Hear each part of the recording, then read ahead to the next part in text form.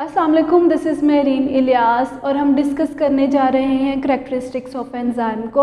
हम लोग एंजाइम के इंट्रोडक्शन को अपने प्रीवियस लेक्चर में डिस्कस कर चुके हैं। आज हम लोगों ने एंजाइम के करैक्टरिस्टिक्स को डिस्कस करना है।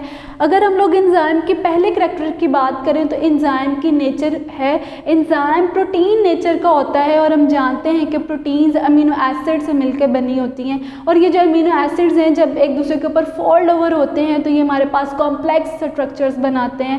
बिल्कुल ऐसे ही जो एंजाइम्स हैं वो भी ग्लोबुलर प्रोटीन के बने हुए होते हैं। अब अगर हम लोग इसके सेकंड करैक्टर की बात करें तो वो रेट ऑफ रिएक्शन है। एंजाइम रेट ऑफ रिएक्शन के ऊपर इफ़ेक्ट करता है।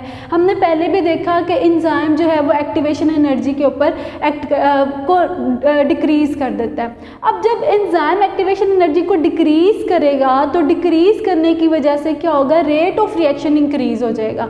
अब एंजाइम ने क्या किया, इनडायरेक्टली रेट ऑफ रिएक्शन को इंक्रीज़ करवा दिया, जो कि इसकी सेकंड करैक्टर है।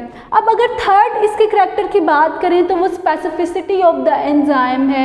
एंजाइम्स सारे के सारे स्पेसिफिक इन नेचर होते हैं। ऐसा नहीं होता कि एक एंजाइम हमारी पूरी बॉडी के सारे फंक्शंस को परफॉर्म कर रहा हो। इनफैक्ट अगर हमें कार्बोहाइड्रेट की डाइजेशन करवानी है तो उसके ऊपर अमाइलेज एंजाइम एक्ट करेगा, और अगर मुझे प्रोटीन की डाइजेशन करवानी है तो उसके ऊपर प्रोटीएज एंजाइम एक्ट करेगा, और इसी तरह अगर मुझे लिपिड की डाइजेशन करवानी है तो उसके ऊपर लाइपेज एंजाइम एक्ट करेगा। तो कहने का मतलब ये है कि जितने भी एंजाइम्स हैं ये सारे के सारे स्पेसिफिक नेचर के होते हैं। इनके सबके सबस्ट्रेट जो है वो स्पेसिफिक है और स्पेसिफिक सबस्ट्रेट के ऊपर स्पेसिफिक जब एंजाइम एक्ट करता है तो वो उसको रिक्वायर्ड प्रोडक्ट के अंदर चेंज कर देता है।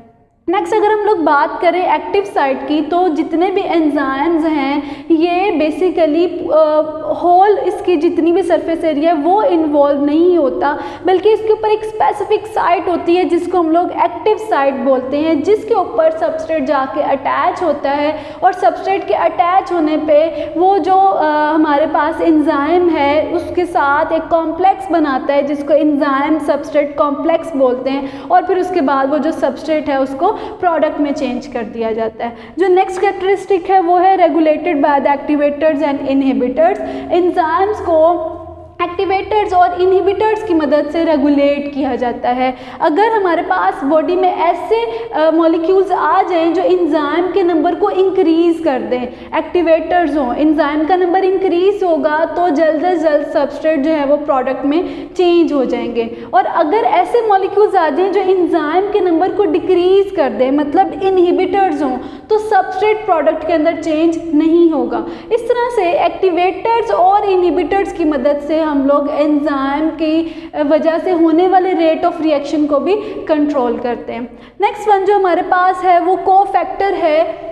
कुछ ऐसे एंजाइम्स हैं जिनको अपने साथ फंक्शनिंग करवाने के लिए कुछ अदर मॉलिक्यूल्स चाहिए होते हैं जिनको हम लोग कोफैक्टर्स बोलते हैं, लेकिन कुछ ऐसे एंजाइम्स हैं भी जिनको कोफैक्टर्स की ज़रूरत नहीं होती। अगर हम लोग कोफैक्टर्स की बात करें तो ये दो नेचर के होते हैं, ऑर्गेनिक नेचर और इनऑर्गेनिक नेचर। अगर ऑर्गेनिक नेचर है तो हीम एक ऑर्गेनिक नेचर है जो कि कोफैक्टर के तौर पे काम करता है एंजाइम के साथ। और अगर इनऑर्गेनिक की बात करें तो बहुत सारे ऐसे मेटल आयंस हैं जैसे कैल्शियम है, मैग्नीशियम है, ये एज एन इनऑर्गेनिक आयन काम करते हैं और ये एज अ कोफैक्टर जो है वो इनऑर्गेनिक कोफैक्टर के तौर पे काम करेंगे।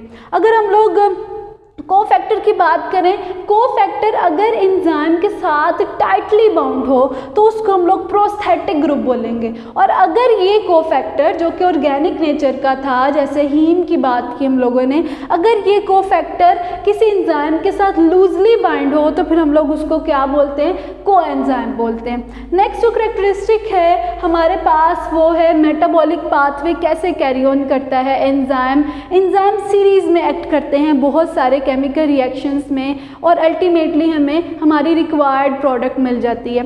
फॉर एग्जांपल अगर मुझे ए सबस्ट्रेट से डी प्रोडक्ट चाहिए है तो उसके लिए कुछ मेटाबॉलिक पाथवे फॉलो होगा। फॉर एग्जांपल जब ए के ऊपर एंजाइम 1 एक्ट करेगा तो वो इस ए को कन्वर्ट करवा देगा बी के अंदर, लेकिन जब बी सी के अंदर कन्वर्ट होगा तो इसके लिए जो मुझे एंजाइम चाहिए होगा वो E2 चाहिए होगा।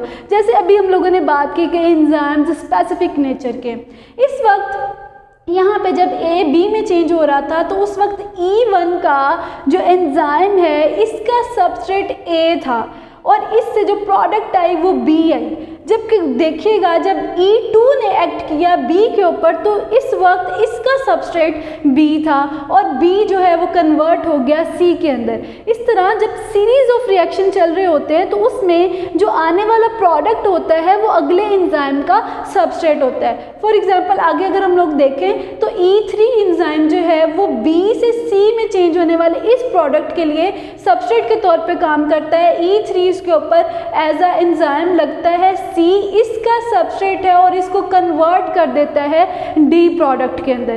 तो ये इस तरह से जब हमारे पास मेटाबॉलिक पाथवेज चलते हैं तो जो एक रिएक्शन में प्रोडक्ट बनता है वो अगले एंजाइम का सबस्ट्रेट होता है और लास्ट पे हमारे पास वो प्रोडक्ट आ जाती है जो अल्टीमेटली मेटाबॉलिक पाथवे के में हमारी रिक्वायरमेंट होती है। तो ये था characteristics of enzyme. Thank you.